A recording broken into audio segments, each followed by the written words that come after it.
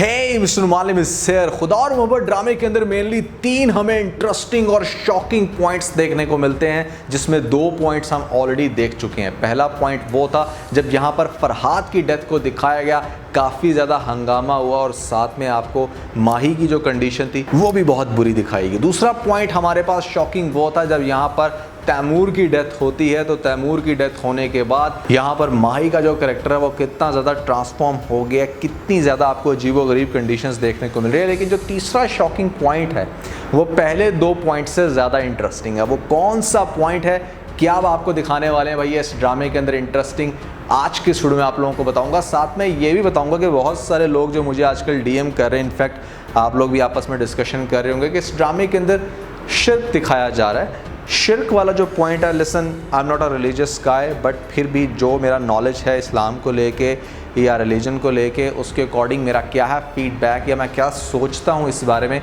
ये भी आज के वीडियो में क्लियर करने वाला हूँ। फिर जो नए लोग आए मेरे चैनल पर जल्दी से दबा दें सब्सक्राइब का बटन, पुराने लोग जैसे कहते हैं इंस्टाग्राम पे फॉलो या @नुमालिम, क्योंकि आपके सभी क्वेश्चंस के आंसर मैं वहाँ पर करने वाला हूँ। वीडियो कर जिस तक हम स्टार्ट कर सकें बहुत ही super duper review.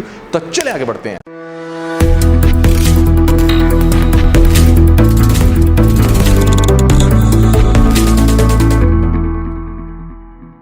So let's start with the शिर्क थिंग, जो कि बहुत सारे लोग क्वेश्चन कर रहे थे कि इस ड्रामे के अंदर हम एक कैरेक्टर के ऊपर इतना ज़्यादा डिपेंड क्यों कर रहे हैं। मैं अगेन कहूँगा कि मेरे पास कोई बहुत ज़्यादा नॉलेज नहीं है, लिहाजा अगर मैं कहीं पर कोई गलती करता हूँ तो भैया पहले से ही उसके लिए माजरत। मेरा ये पर्सनल ख्याल है कि भाई यहाँ पर हमें किसी भी इंसान के पास दुआ के लिए भी नहीं जाना चाहिए। कि मतलब ठीक है, यहाँ पर होते हैं ऐसे लोग जो बड़े अल्लाह के क्लोज़ हैं, ठीक है, उनकी दुआ सुनी जाती होगी, ज़्यादा लोग इस चीज़ पे बिलीव करते हैं। लेकिन आप ख़ुद से अगर कोई दुआ करते हो और अगर आप कोई भी दुआ कर रहे हो सच्ची नीयत से, तो मेरे ख्याल से वो ज़रूर सुनी जानी चाहिए। जब यहाँ पर हमारे पास कुरान में ऐसी ऐसी एग्जांपल्स मौजूद हैं कि एक औरत जो कि तवाइफ थी, उसने ये हरकत की और उसके बाद उसने ये दुआ की तो कबूल होगी, फ़लाँ ने ऐसा किया, उसका ये बैकग्राउंड था लेकिन उसकी फिर भी ये दुआ कबूल होगी। आपको ऐसे बहुत सारे वाक़यात सुनने को मिलेंगे। तो भैया उस चीज़ को जहन में रखा जाए तो यहाँ पर आपने ठीक है मान लो जितने भी गुनाह कर रखे होंगे, लेकिन अगर आप एक अच्छी नीयत से अच्छी दुआ करते हो जिसका रिज़ल्ट अच्छा है, तो फिर मेरे ख्याल से ऊपर बैठी हुई कुव्वत हमसे ज़्यादा बेहतर जानती है कि हमारी नीयत क्या है, क्योंकि वो दिलों का हाल भी जानता है। ये भी हम चीज़ पढ़ चुके हैं। खैर, ये मेरा इस पर इतना ही फीडबैक था। आप इसके बारे में क्या जानते हो या क्या समझते हो ज़रूर बताइएगा नीचे जो कमेंट सेक्शन में। Let's talk about the story. यहाँ पर अब हमें तीसरा शॉकिंग पॉइंट्स कौन सा देखने को मिलेगा। सबसे पहले स्टोरी की स्ट्रीम को समझो कि स्टोरी किस स्ट्रीम में चल रही है और आजकल हमें क्या दिखाने की कोशिश की जा रही है और इन सारी चीज़ों का ताल्लुक कहाँ पर जाकर किस चीज़ के साथ जुड़ता है। If we start about the romana character, तो उसको आजकल हमें बहुत ज़्यादा दिखाया जा रहा है। What is this Romana character, और इस रोमाना को क्यों इतना ज़्यादा इंट्रोड्यूस करवाया जा रहा है माही के लिए, क्योंकि आपको वो सीन्स याद होंगे जहाँ पर रोमाना सबसे पहले देखने को मिलती है, माही को इन दोनों का आपस में इंट्रैक्शन होता है। फिर दूसरा सीन आपको वो देखने को मिलता है जहाँ पर रोमाना की पिक्चर साथ में वो लेटर भी मिलता है। अब इसका क्या कनेक्शन है, इसका एक्चुअली में बड़ा गहरा कनेक्शन है जो माही की थर्ड शॉकिंग पॉइंट के साथ लिंक है। तो भाई वो दरवेश आए और दरवेश ने आके अम्मा सैन के कान में ये बात डाल दी कि जो तुम ढूंढती फिर रही हो वो तुम्हें इसी 4 दीवारी के अंदर देखने को मिलेगा। In fact he was talking about Mahi. बाकी सोचने वाली बात है कि इसको कैसे पता चल जाता है भाई कि इस 4 दीवारी के अंदर कोई एक ऐसा शख्स है जो यहाँ पर इसकी बड़ी केयर कर रहा है आजकल और वही इसकी खैर ख्वाह है। खैर, इस दरवेश को सारी बातें कैसे पता चल जाती हैं और यहाँ पर ख़ास तौर पे रोमाना को ये कैसे पता चल जाता है बार बार फरहाद की तरफ देख के कि भाई तेरी दुआ कबूल होगी, ये तुम्हारे अंदर से मुझे सच्चा आशिक नज़र आ रहा है। उसने टीज़र में ये बात कही।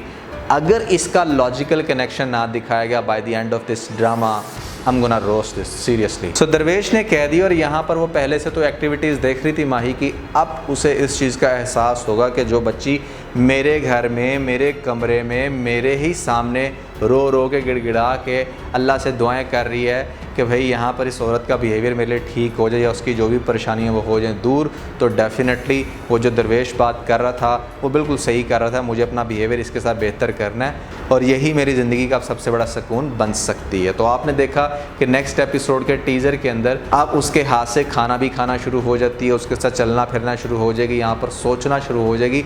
इसका सोचना बहुत ही ज़्यादा ख़तरनाक साबित होगा माही के लिए। क्यों? क्योंकि माही की जो इद्दत के दिन हैं वो ख़त्म होने वाले हैं। जैसे ही माही की इद्दत के दिन ख़त्म हो गए तो यहाँ पर आपको मैं पहले ही ये बात बता चुका हूँ कि ये जो अम्मा सैन है ये बहुत ही ज़्यादा लाइक करना शुरू हो जाएगी, माही को प्यार करना शुरू हो जाएगी, इसको इवेंचुअली अपनी वो बेटी बना लेगी। और माही भी जिस चीज़ के लिए स्ट्रगल कर रही थी, अब वो जब एक्चुअली में उसकी वो माँ बन जाएगी ना, तो माही के लिए बहुत डिफ़िकल्ट होगा। क्यों डिफ़िकल्ट? इसलिए होगा क्योंकि यहाँ पर अब अम्मा सैन माही को अपने घर से नहीं जाने देंगी, ये कह के कि भाई ये मेरी बहुत अच्छी बेटी है, मैंने इसको समझने में बहुत ही ज़्यादा देर कर दी। यहाँ पर ठीक है, मैं आप लोगों से अपना बेटा तो वापस नहीं ले सकती, लेकिन बेटी ज़रूर ले सकती हूँ। इसकी फैमिली से, यानी कि माही की फैमिली से वो ये रिक्वेस्ट करेगी कि मैं अपने बेटे सिकंदर के लिए माही का हाथ मांगती हूँ, क्योंकि माही ही उसके बच्चों का ख्याल रख सकती है, मेरा ख्याल रख सकती है, और हमारा अब माही के अलावा और कोई नहीं है। ये बात कौन डाल के गया इसके दिमाग के अंदर? वो दरवेश। ये चलेगी तो हम तो मतलब रुल जाएंगे, बर्बाद हो जाएंगे, तो ऐसे में इसको ही रिटेन किया जाए। इसकी फैमिली को दोबारा से इमोशनल ब्लैकमेल किया जाएगा, जिसकी वजह से माही ऑब्वियसली शादी के लिए नहीं मानेगी। उसके पीछे रीज़न बहुत बड़ी है, और अब वो रीज़न मैं आप लोगों को एक्सप्लेन करता चलूँ, क्योंकि माही ये बात जानती है कि रुमाना नाम की लड़की सिकंदर को बहुत ज़्यादा प्यार करती है। माही को पहले जो प्यार करता था, इसकी बहुत करता था कदर, यहाँ पर माही ने उसके प्यार की कदर नहीं की, जिसकी वजह से माही को सज़ा मिली। ये आपको पहला पॉइंट दिखाया गया था। दूसरा पॉइंट यहाँ पर फिर अगेन प्यार से ही रिलेटेड था, जहाँ पर बद्दुआ लगती है, और साथ में वो इंसान जो आपसे बहुत प्यार करता था और आप भी इवेंचुअली उसका होना चाहते थे। माही तैमूर के साथ अगर निकाह के लिए हाँ किया, तो दैट मीन्स कि उसके साथ एडजस्ट होना चाहती थी। कहीं ना कहीं उसको लगता था कि हाँ, उसका स्टैंडर्ड अच्छा है, या वो बिल्कुल हमारे लेवल का भी है और मुझे बड़े अच्छे से रखेगा। यानी कि आपको दिखाएगा कि शायद माही का एक इंटरेस्ट था उस बंदे के लिए, और वो बंदा हाथ से चला गया। अब जो तीसरा प्यार का कत्ल होने वाला है माही की वजह से, वो रुमाना की और सिकंदर की लव स्टोरी है। पहले 2 लव स्टोरीज बर्बाद हुई माही की वजह से, अब तीसरी लव स्टोरी बर्बाद होने वाली है सिकंदर की। यहाँ पर होगा क्या कि आपको पता है कि रुमाना बहुत ज़्यादा आस उम्मीद लगा कर बैठी हुई है कि कब सिकंदर आएंगे और मुझे अपना लेंगे, और हो सकता है कि माही की इद्दत ख़त्म होने से पहले सिकंदर चला जाए और उसे इस बात का यकीन भी दिला दे कि हाँ, वो उससे शादी करेगा या उसको अपनाएगा। ये बात भी माही को पता चल जाए आगे जाके, लेकिन अब उसके ऊपर जो इतना बड़ा तूफ़ान टूटने वाला वो ये, अम्मा सैन अब ये कहेंगी कि भाई मुझे तो इसको अपनी बहू बनाना है, दोबारा से यहाँ पर सिकंदर के साथ करवानी है शादी। माही एग्री इस वजह से नहीं करेगी क्योंकि माही नहीं चाहती कि किसी को मज़ीद ज़िल्लत मिले। पहले ही इसकी वजह से 2 लोगों को ज़िल्लत मिल चुकी है, बेचारे दुनिया से प्यारे हो गए, अब तीसरी को अगर ज़िल्लत में डालेगी तो फिर इसका क्या बनेगा। तो यही वो रीज़न है जिसकी वजह से सबसे पहले माही तो करेगी इनकार, लेकिन अम्मा सैन जब इसके आगे हाथ जोड़ के मांगेंगी इससे एक ही ये चीज़ कि ठीक है, तुमने हमेशा मेरी खिदमत की, मैं तुमसे सिर्फ ये चाहती हूँ, तो माही फिर मजबूर होगी। माही को फिर तीसरी बड़ी कुर्बानी देनी पड़ेगी, और वो कुर्बानी ऐसी कि इसी की सबसे बड़ी सज़ा बन के सामने आएगी कि हाँ, इसकी वजह से फिर 2 लोग अलग हो गए। तो माही के लिए ये तीसरा शॉकिंग पॉइंट होगा। यहाँ पर बाकी के जो सभी कैरेक्टर होंगे उनके भी बड़े अजीबोगरीब रिएक्शन देखने को मिलेंगे, जिसमें ख़ास तौर पे नाजिम शाह का अब पिस्तौल को होवर करना हो सकता है कि इस चीज़ के लिए भी हो कि नहीं, तुम्हें शादी नहीं करनी, तुम्हें हमारे साथ चलना है घर, ये भी हो सकता है। और ये भी हो सकता है कि वो इसको फोर्स करे कि नहीं, तुम्हें शादी करनी है। मुझे अब पहले वाला पॉइंट पर ज़्यादा लग रहा है कि भैया यहाँ पर हो सकता है कि वो ये चाहे कि नहीं, तुम्हें इस घर में नहीं रहना, लेकिन माही इंसिस्ट करेगी, माही कहेगी कि नहीं, मैंने शादी करनी है। तो ये वो तीसरा इंटरेस्टिंग पॉइंट होगा ड्रामे के अंदर, जिसके बाद यहाँ पर रुमाना की फिर बहुत ही अजीबोगरीब बातें, और सबसे बढ़ के आगे जाके जब इसे ये बात भी डिस्क्लोज़ होगी कि फरहाद ज़िंदा है और मेरी लाइफ के अंदर जो सब कुछ चल रहा है इसी की बद्दुआओं का नतीजा है, तो फिर उसके आगे भी हाथ जोड़ जोड़ के माफ़ी मांगेगी, जो कि इस ड्रामे का एक किस्म का एक एंडिंग पॉइंट है, जहाँ पर आपको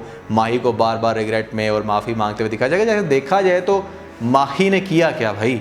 मैं आप लोगों से आज भी ये क्वेश्चन करता हूँ कि भाई क्या किसी को रिजेक्ट करना उसकी इतनी बड़ी सज़ा होती है कि आपकी ज़िंदगी बर्बाद हो जाए, आपको 3-3 लोगों के आगे रुस्वा होना पड़े? इस ड्रामे की स्टोरी किस सेंस में क्यों लिखी गई, मुझे तो इस बात की समझ नहीं आ रही। माही बेचारी का फजूल में इमोशनली अत्याचार किया जा रहा है, जो कि बिल्कुल गलत है। यहाँ पर आप इस ड्रामे के अंदर शायद ये सबक देने की कोशिश कर रहे हो कि अगर कोई लड़का पागलों की तरह आपसे प्यार करे, अगर आपके पीछे पीछे भागे, रिगार्डलेस ऑफ कि उसका क्या स्टेटस था या वो आपके साथ वाकई सच्ची मोहब्बत करता भी था या नहीं, बस लड़की को उसको एक्सेप्ट कर लेना है। क्या हमें ये समझाने की कोशिश की जा रही है इस ड्रामे के अंदर, क्या बताने की कोशिश क्या की जा रही है। मेरा तो भैया ये फीडबैक है, लेकिन आप लोगों के क्या है थॉट्स जरूर बताएगा नीचे मुझे कमेंट सेक्शन में। तो आज के बस इतना ही। अगर आपको इस वीडियो के अंदर कोई एक पॉइंट चल गया तो आप इस वीडियो को लाइक जरूर कीजिएगा, अपने दोस्तों के साथ वीडियो को शेयर करने की कोशिश करें, स्पेशली उन दोस्तों के साथ जो पाकिस्तानी ड्रामास के बहुत बड़े फैन है। तो सब्सक्राइब कर उनके ऊपर जरूर क्लिक कीजिएगा और कमेंट सेक्शन में मुझे अपना फीडबैक देना मत भूलिएगा। और ये सारे काम करने के बाद आप बेल जरूर प्रेस कर लीजिएगा ताकि लेटेस्ट अपडेट आपको सबसे पहले मिल सके। इसके साथ ही अपना बहुत सारा ख्याल रखें। Stay motivated and God bless you.